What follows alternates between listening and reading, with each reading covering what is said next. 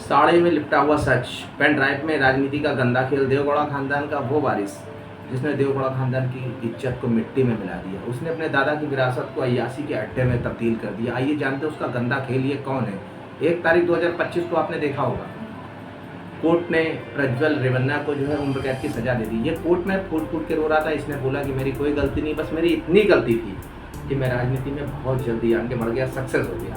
Court ने कहा नहीं, ये उस चीज़ की गलती नहीं है, गलती वो है जो तुमने महिलाओं के साथ गलत किया, उनको ब्लैकमेल किया, उनके वीडियो बनाए और उनके साथ बलात्कार किया। ये कोई एक महिला नहीं थी, ऐसी कई महिलाएं थी, क्योंकि पहले एक महिला ने रिपोर्ट की थी। इसके पावर, इसके दबदबे के आगे वो रिपोर्ट नहीं और कोई भी सुनवाई नहीं हुई। उसके बाद 2019 में ये सबसे कम उम्र का सांसद बनता है, हैसन क्षेत्र से सांसद बनता है और लोग इसको कहने लगे नेक्स्ट जनरेशन लीडर। लेकिन उनको क्या पता था कि फार्म हाउस में सबसे ज़्यादा ये अय्यासी करता है, पार्टी करता है, क्योंकि जनता को दिखाने का चेहरा अलग था। लेकिन कहीं ना कहीं इसको वो घमंड था, उस चीज़ का ये गलत इस्तेमाल कर रहा था, क्योंकि ये बहुत बड़े खानदान से आता था, जिसके पिताजी मंत्री हो, दादा प्रधानमंत्री हो, तो उसने कोई मेहनत करके जो है राजनीति में अपनी जगह नहीं बनाई थी। इसको खानदानी पारिवारिक मिली थी। अगर इसने मेहनत की होती तो इसको शायद पता होता कि मेहनत का क्या होता है फल। जैसे ये फार्म हाउस जाता था, इसके यहाँ काम करने वाली महिलाएं डर जाती थी, लेकिन वो क्यों वहाँ से नहीं जा पाती थी, भाग पाती थी, क्योंकि उनके सबके इसने वीडियो बना के रखे हुए थे। ये इतना आदमखोर टाइप का बन चुका था, इतनी महिलाओं के साथ इसने गलत किया। 2024 चुनाव आने के पहले हर जगह पे जो राजनीतिक गलियारे हैं वहाँ पे पेन ड्राइव मिली, और पेन ड्राइव को जब देखा गया उसमें 46-47 साल की महिला है, वो गिड़गिड़ा रही, हाथ जोड़ रही है, और जो सामने वीडियो बना रहा है शख्स वो हंस रहा है, वो कोई और नहीं प्रज्वल रेवन्ना। उसके बाद वहाँ हड़कंप मच गया। इसने जो है दयानंद सागर कॉलेज जो है बेंगलुरु में, उससे इसने इंजीनियरिंग की थी।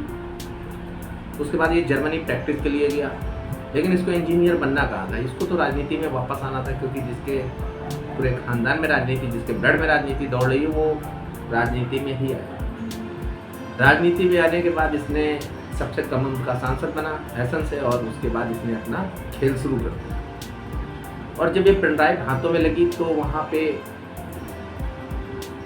देवगौड़ा खानदान की इज्जत तो मटिया प्लीट हो गई, और इसको जब लगा कि अब मैं फंस जाऊंगा तो ये फिर से जर्मनी भाग गया। जर्मनी जाने के बाद इसने एक वीडियो बनाया कि मैंने कुछ गलत नहीं किया, मैं वापस आऊँगा। और जैसे ही आया एयरपोर्ट पे, इसको एसआईटी की जो टीम थी उसने इस वीडियो के बाद तुरंत अपनी जांचें शुरू कर दी और एक्शन लेना शुरू कर दिया, और ये जो है एयरपोर्ट पे ही गिरफ्तार कर लिया गया। जैसे ये गिरफ्तार हुआ तुरंत जो है वहाँ सुनवाई शुरू हो गई, और धीरे धीरे करके 2025 आ गया। अब 1 तारीख को 2025 इसको उम्र कैद की सज़ा सुना दी गई। वहाँ पे ये रो रहा है, गिड़गिड़ा रहा है, लेकिन ऐसी कोई सुनवाई नहीं। कोर्ट ने साफ कहा सज़ा जो तुम्हें मिली है वो राजनीति की नहीं है, ये वो है जो तुमने खुद की है। इस तरह के हैवान और इस तरह का घमंड रखने वाले कि हम सांसद हैं, मंत्री हैं, और हम जो चाहेंगे वो करेंगे, मेरा कौन क्या कर लेगा, तो सबका एक अंत होता है, एक समय होता है, एक सीमा होती है।